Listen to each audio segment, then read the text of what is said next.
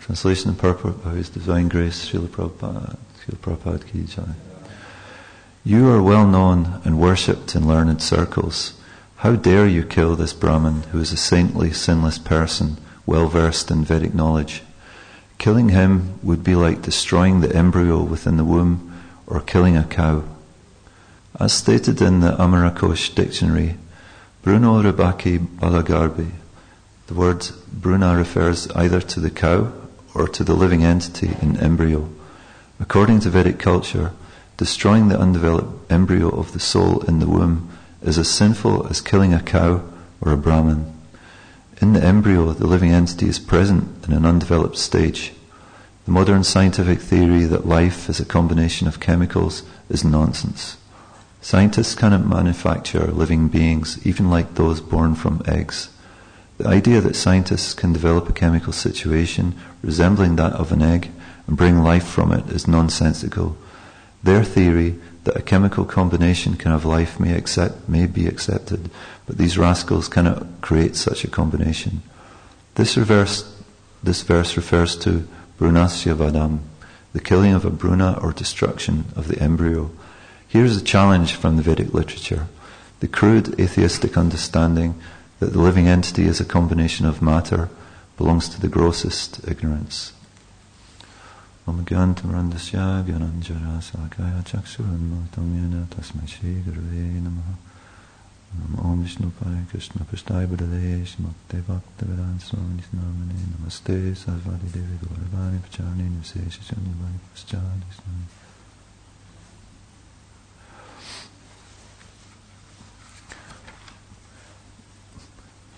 This last sentence, the crude atheistic understanding that the living entity is a combination of matter belongs to the grossest ignorance.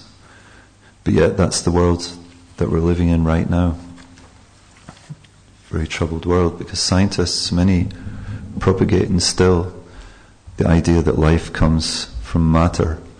And they've been doing this for many, many years, in fact thousands of years, that some have speculated that actually that all life is coming from matter itself.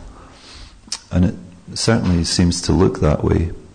In fact, in one sense it is coming from matter, but the point is being missed, that there's a soul involved, a living spark is involved in this whole equation. Because actually the scientists' proofs, they don't actually exist, either experimentally or theoretically, they don't actually exist. And they know themselves that it's a real shot in the dark, that it is the truth that life comes from matter. But they've got this unshakable faith that somehow, somewhere, someone will eventually validate this idea, and they're sticking to it. And worse still is that the scientists and the governments are walking hand in hand with this. It's a big money spinner.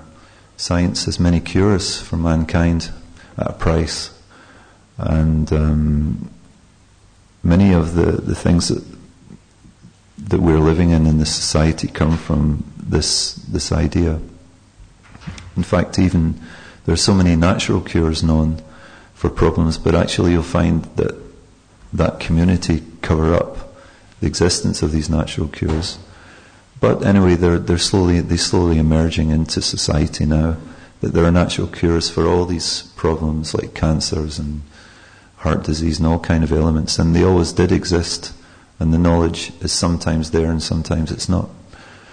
But it gets in the way of making money, so the scientific community would rather that we didn't know about those things, that we stick to their schemes and their theoretical investigations into matter. Because actually, in the same way that some years ago you could never criticize the church, if you did, it would be called blasphemy. In the same way now, if we try to criticize the scientific community at all, this is also very taboo, and you can be quickly labeled as some kind of freak or weirdo, because it's easy to call someone who's religious or spiritual a bit of a fruitcake. But scientists, it seems like, yes, it's very serious, determined study, and eventually it's going to give fruit. Eventually it will all prove to be true. But actually it's causing so many problems for people in the world, because without accepting that there's some kind of like living spark behind everything, that every living being has within it a spiritual spark that is part and parcel of God, then we miss so much. It becomes a very impersonal society, a very cold-hearted society, and that's what we can see all around us. The evidence is there that it's a very cold-hearted society we live in. The worst kind of crimes are taking place on many different levels, and the answer is just to have many systems in place to deal with those crimes and those criminals. You have like the services, the police, the fire brigade, the ambulances, the law courts. All these are, systems in place. The psychologists, the psychiatrists, to deal with people who who it becomes too much for some individuals. All this cold-hearted impersonalism becomes too much, and people can't take it anymore. So that all these systems are in place to take care of that. So this is going on, but when Srila Prabhupada came out of India and travelled around the world, he was immediately at war with all these types of atheistic ideas, following the line of all the acharyas and his very elevated spiritual master. He was at war with atheism, but he was such a saint, such a pure soul, that he wasn't immediately arrested by the police and thrown in prison for trying to stir up trouble. He could do it with such purity that everybody was listening to him and accepting what he had to say. But Srila Prabhupada's main point was that the dogma of life comes from matter has done so much damage to all moral and spiritual standards around the world.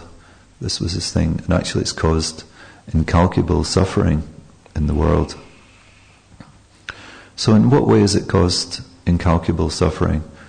Well, we can look in this verse, this Brunasya Vadam, the killing of the embryo or the cow.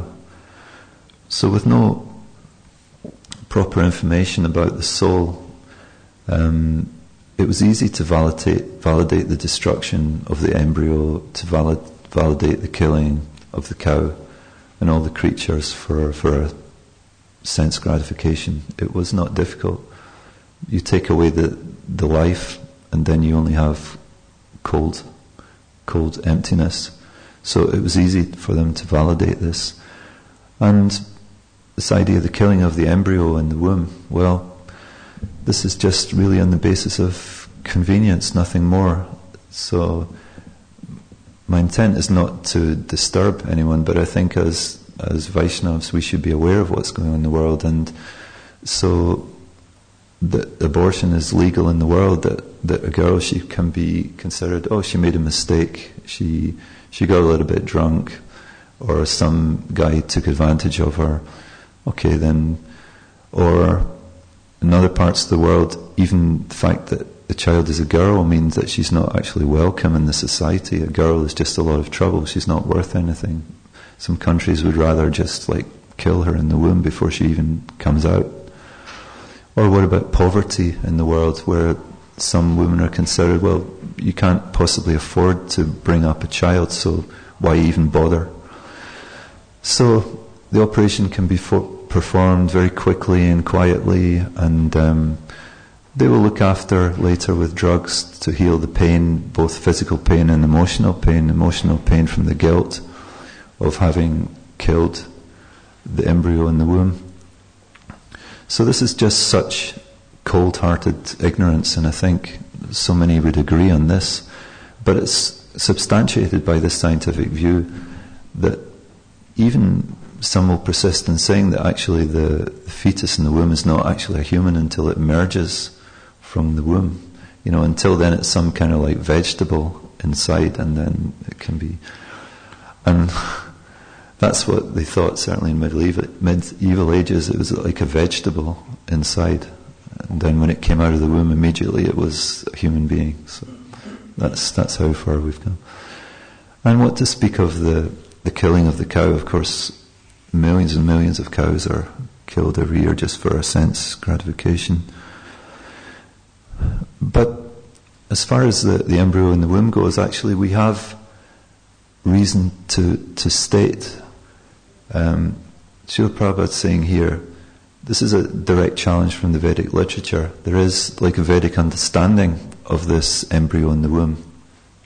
There's a shloka, Karmana deva nitrena, jantur deho papataye, striya pravista udaram, pum soreta kanashriya. Under the supervision of the Supreme Lord and according to the results of his work, the living entity is made to enter into the womb of a woman through the particle of male semen to assume a particular type of body. So this is the Vedic understanding that actually the soul is immediately there, the soul is immediately coming through the male semen entering into the womb, so the soul is already there. So this immediately negates that whole understanding. The soul is immediately there. And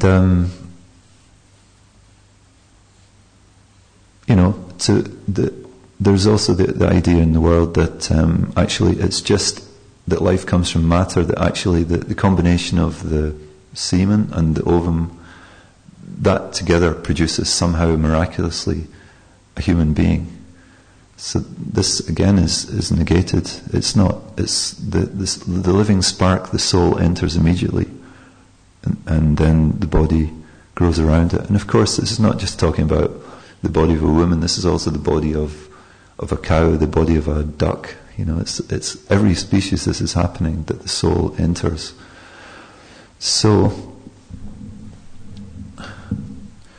it can be said that murder is commonplace in the world. We can see it everywhere. Terrorist attacks can happen. They can kill thousands of people at one time. But what about the killing of children? It's taken as being in such a nonchalant way. And I looked up the figures. According to the World Health Organization, there's an estimated 40 to 50 million abortions worldwide every year, which is approximately 125,000 every day. And that's what about all the illegal unknown ones that are also taking place around the world? In African countries it's very rife. It happens all the time. I'm sure the World Health Organization are not aware of most of those as well.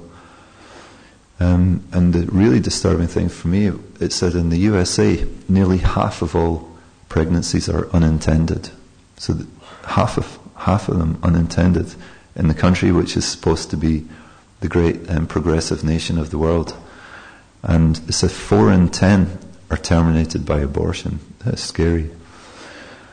The Bhagavad Gita, it introduces the concept of Varna Sankara, the unwanted progeny, but that's another thing. It doesn't mean that they were killing them. It just means that, this concept was noted, that Varna Sankara means when there's combinations of certain castes together, it produced individuals who were maybe not so productive in society. So it didn't mean that they killed them. So anyway, it seems to me like from this verse that it's almost like the unthinkable becoming reality, because it's saying it's like killing would be like destroying the embryo within the womb or killing a cow. You just can't imagine that people in the Vedic culture practicing Sanatana Dharma would even conceive of this actually happening, but they were aware that it could happen. But now, in this point in Kali Yuga, it's happening so much. This is how much we've degraded. So all this is really coming from this gross belief that we're all just a product of chemicals. And with this idea in mind, how can people in general even conceive of the idea of consciousness?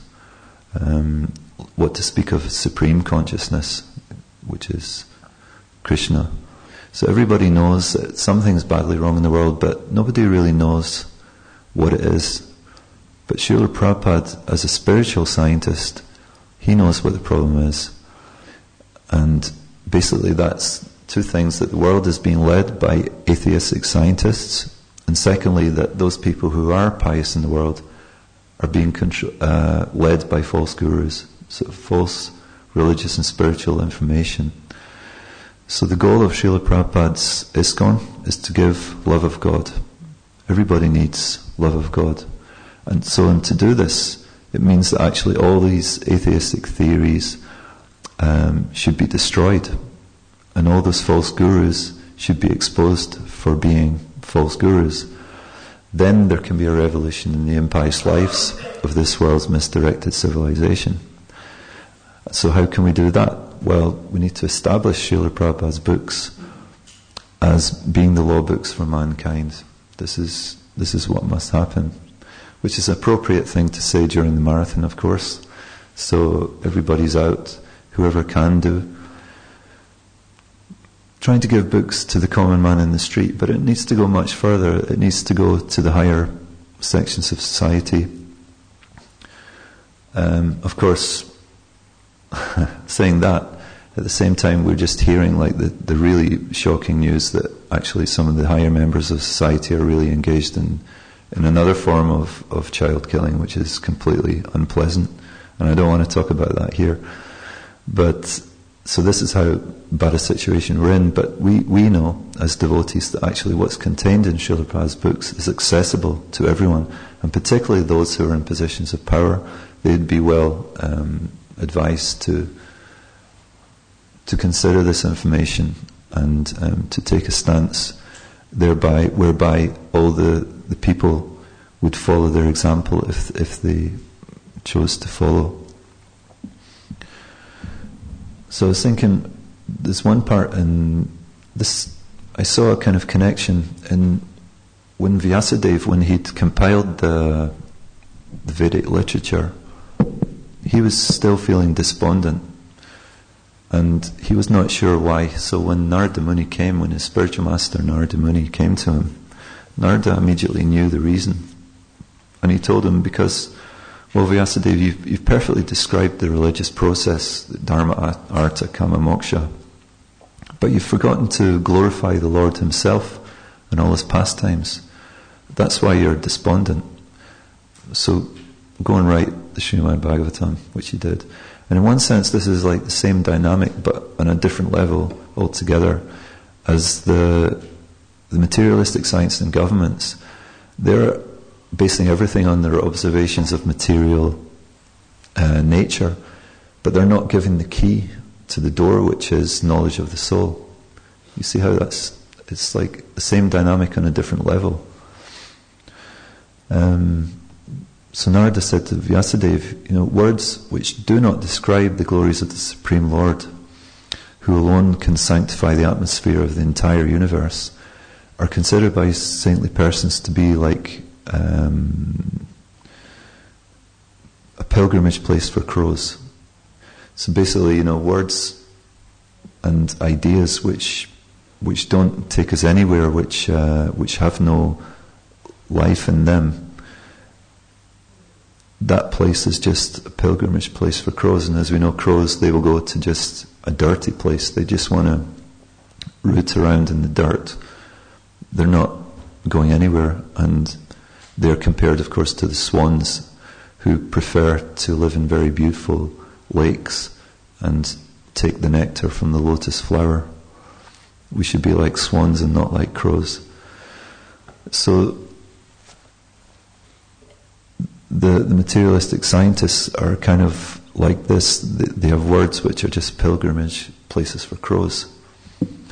But then he continues, he says, Tadvag visargo janataga viplavo yasmin pratislokam abhidavati api namani anantasya yashonkatanyat shinvanti gayanti grananti sadhava.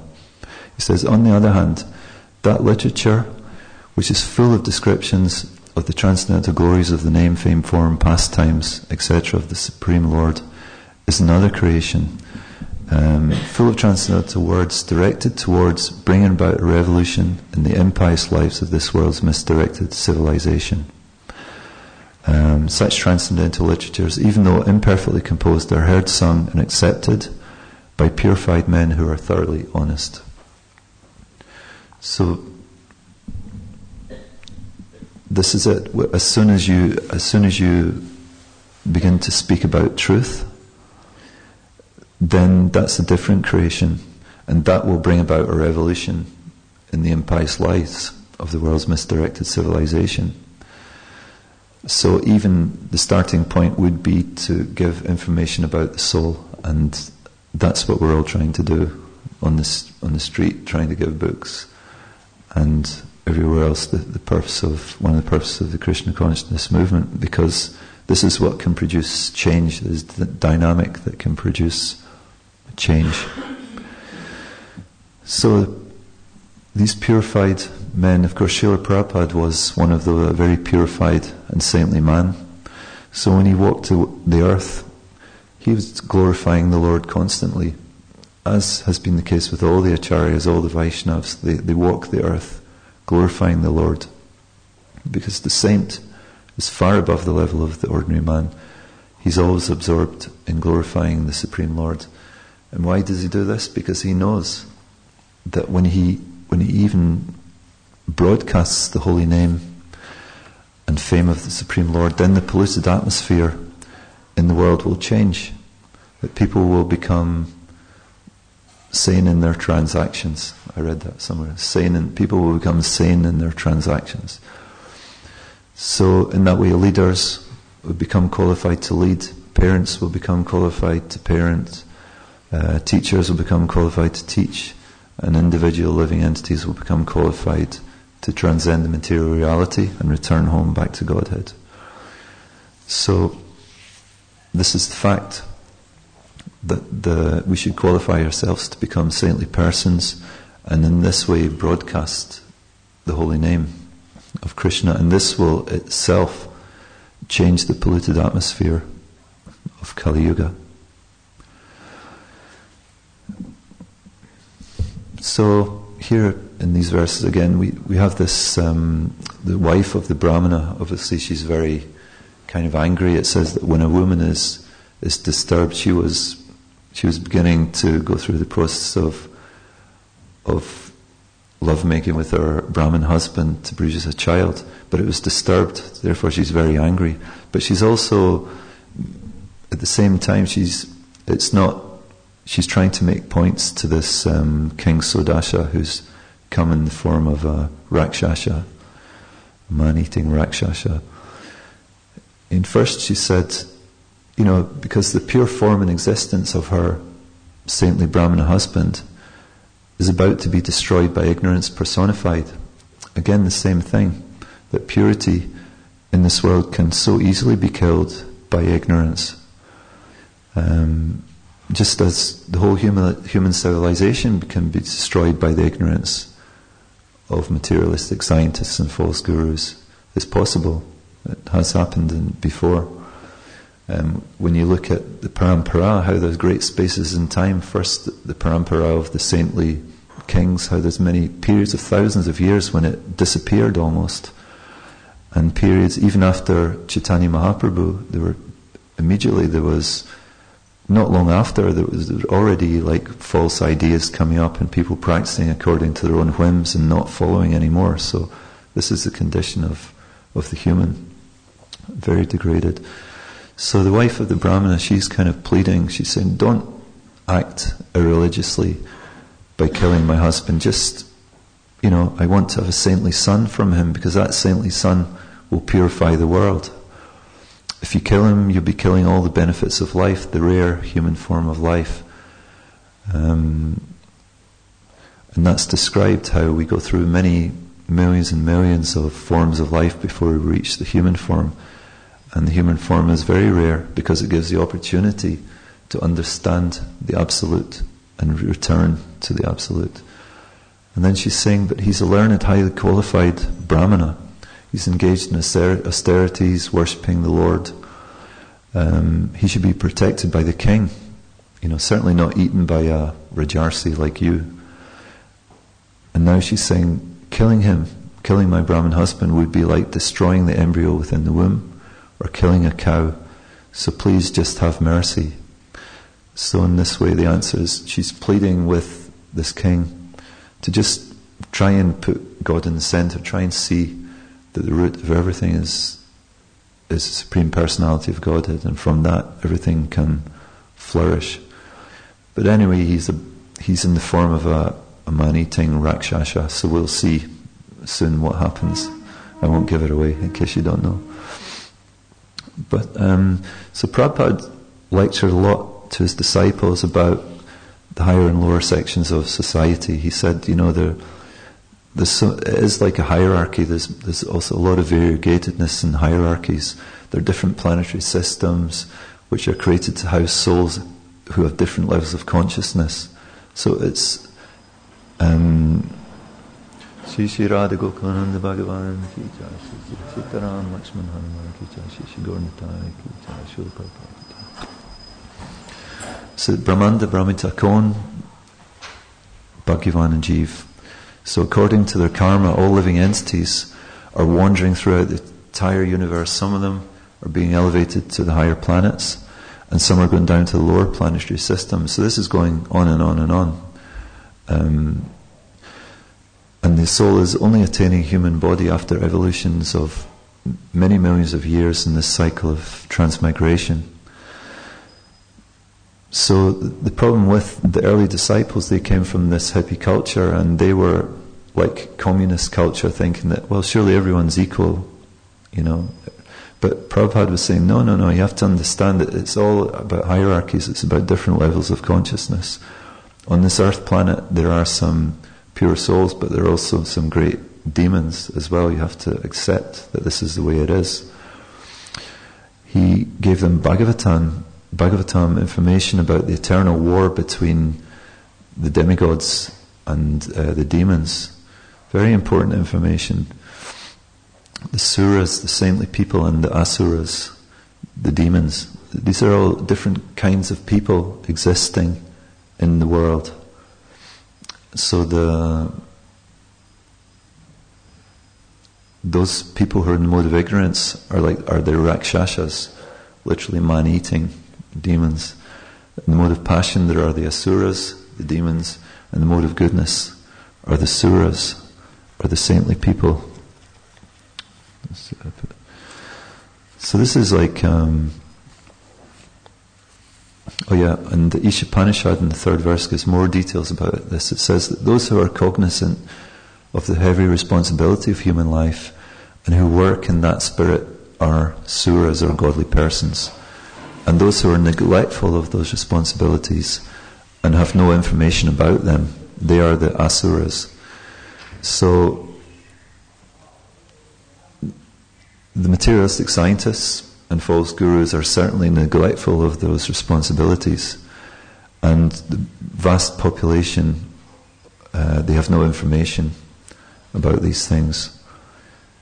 So it's quite a difficult situation that we need more godly, saintly people. We need more people in the world who can balance up the ignorance. And this was, Srila Prabhupada came with Krishna's blessings, with all the blessings of the great acharyas, to bring illumination into the world. And even though ISKCON has gone through changes, still some are coming. Still, it's gradually being accepted as the true path. So this material world, it's compared to an ocean, and the human body compared to a suitable boat for crossing the ocean. And then it said that the Vedic scriptures and the saintly teachers are compared to expert boatmen who can get us across that ocean, and the human body compared to the favourable breezes that will help the boat move towards its destination. But if all these facilities of the human being are not fully utilised for a life of self-realisation, then that human must be considered an atmaha, a killer of the soul. And the killer of soul is destined to enter into the darkest region of ignorance, to suffer perpetually. Begin to hear the Christian version here somehow. cast into the deepest hell. But it's true. The Christians are not wrong. If one doesn't take advantage of the human form of life, he can easily be cast into the deepest hell for a very long period of time. So this Atmaha, killer of the soul, literally killer of the soul, because we're only, if we don't take opportunity. But how can we take opportunity? Well, we need the influence of the pure soul. We need the mercy of Guru and Krishna to do this. Symptoms of the saintly people. This is Titikshava Karunika Surda Sarvadehinam Ajata Shatrava Santa Sadhava Sadhabhushana. So the symptoms of the sadhu are that he's tolerant, merciful, friendly to all living entities.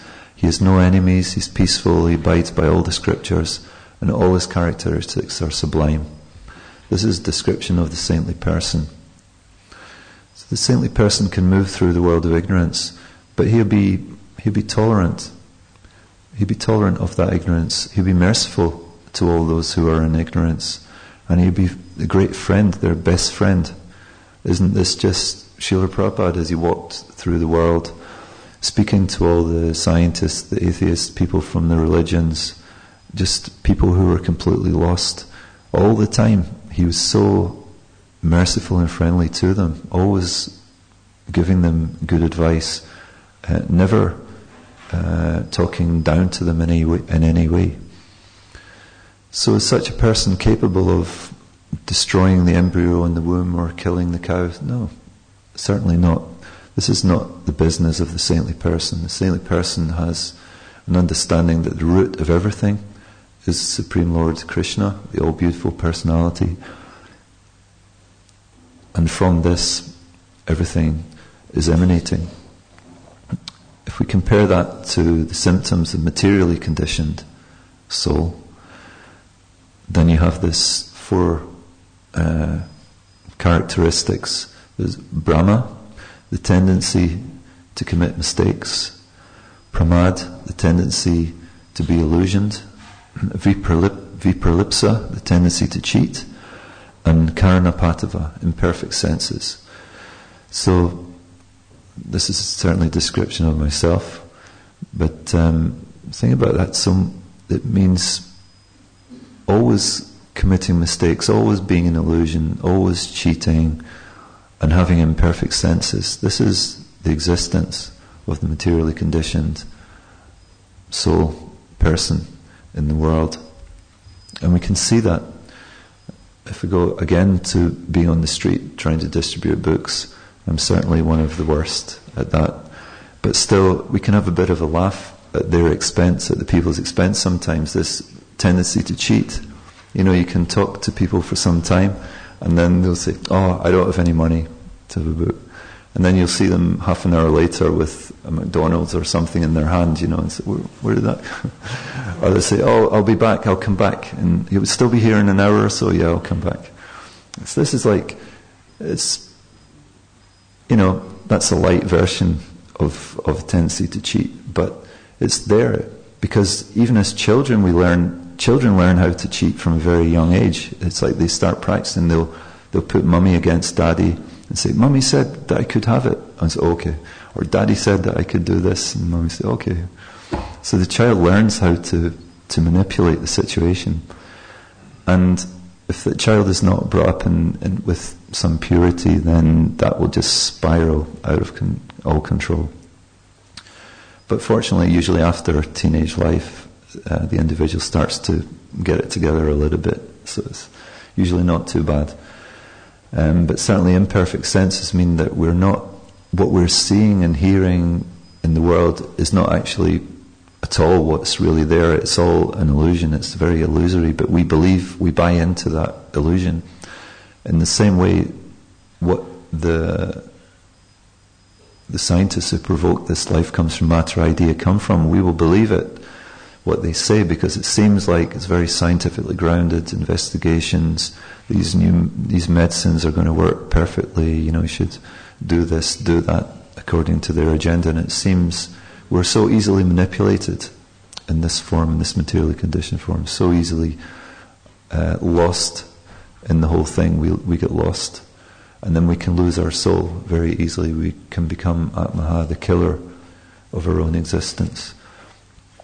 So certainly in this form we are kind of almost like a dangerous animal. I remember when I very young age we went to a zoo one time, and I was fascinated by all the animals. Then there was a sign that said, "And now round the corner is the most dangerous animal of all." And I was like, "Oh, I wonder what it is." It's like a lion, a tiger, and you went round and it was me. It was a mirror and a reflection. So but it can't, surely it can't be me. But actually, we can be our worst enemy, of course.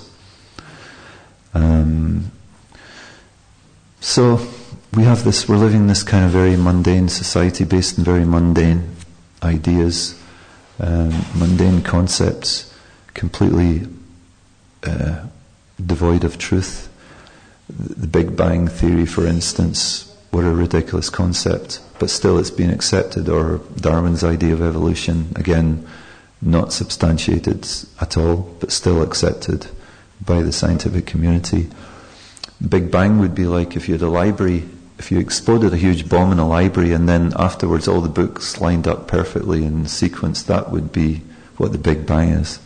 Have you ever seen anything constructive come out from an explosion? No, it doesn't happen. So this is all the kind of gross understanding of the scientists, but it can be compared to the spiritual understanding of the advanced soul, the saintly person. Spiritual understanding, we could say it when Srila Prabhupada, when he interacted with all his disciples, he knew their heart. He knew the Paramatma, what was going on in the hearts of others, and so he spoke to them individually, giving each appropriate understanding for what would facilitate their spiritual advancement. And which, so we should actually be careful when we read Srila Prabhupada said, we should understand that this is the understanding of a very advanced soul. He was giving individuals advice according to their own consciousness and situation. Another example, when I was in Denmark some years ago, there was Druta Karma Prabhu was passing through, who was lecturing on transcendental archaeology. And I was fascinated by this, and I was attending all his public talks and also his talks in the temple. This amazing idea about spiritual science, spiritual scientists, how Mahaprabhu instructed the Goswamis to go to Vrindavan and find and excavate the pastime places of Supreme Lord. So how do you do that? It's a very fine thing. They were, through chanting and meditating and having great purity, the pastimes places were coming to them in different ways. They saw the signals. They had that fine tuning where they could understand certain signals. Things going on. There's another, was it the cow in Vrindavan who was constantly releasing milk from her udder, and that was was it Radha Govinda deity. Amazing. From South India, there was a Vaishnav who was just sitting in the middle of a forest, and a bird landed in the tree above him where he was sitting and said, "Below you is the deity of what's his name? From Sri Ranganath." The birds landed in the tree and told him, "Beneath your feet is Sri Ranganath." So he dug down, and indeed he found the temple of this deity, Sri Ranganath. And that story is like that. Lord Brahma himself had requested the deity of Vishnu, and he'd been given this deity, Sri Ranganath. So eventually that deity made its way down to earth through the sun god, and it was in Ayodhya for many years. And then after the Lanka war, Lord Ramchandra, he wanted to give this deity to Ravana's brother, Vibhishan. Yeah, he wanted to give, so they took the deity all the way from Ayodhya right down towards Sri Lanka. But on the way they stopped in this place which is now Sri Rangam. They stopped for the night, and in the morning they went to leave again, and the deity told the Pujari, no, I like it here, I'm going to stay here. So, and the deity is unusual because it's facing south. The deity's facing towards Lanka, whereas most deities in India, they face east. So anyway, Sri Ranganath decided to stay there, and so the temple was built around him there. And then many things happened in history. There were invasions. Many of the Vaishnavas were just wiped out so many times. It's an amazing history in Sri Rangam. But this had happened at one point, and then it had all been forgotten, and this temple had just been grown over by forest, by jungle for many, many years, hundreds, thousands of years. And then one day this Vaishnav happened to be sitting under this tree, and then the bird came and told him, Sri Ranganath is there. So this is like spiritual science, and another level altogether. So the material science, he's like entering into the cell and checking out the DNA and how it's all working. He's observing material nature. It is very wonderful how it's all working. But the saintly person, the devotee, is entering into the mind of Krishna, which is the higher understanding. And it's the understanding which will bring great truth into the world. So the answer is all in Srila Prabhupada's books. They should be the cornerstone of our civilization. And one who's intelligent can utilize that greatest opportunity. So all these books are going out now to people, different people. Some will read them, some won't look at it, some will even just throw it in the bin on the way off the street. But some will read, and some might be inspired. Well, they will be inspired if they read it, for sure. And those are the souls who like us, need the mercy of Guru and Krishna to get out of this terrible bondage of mundane understanding. So I think I'll leave it at that, because it's already past. Just maybe someone has a question or a comment or something.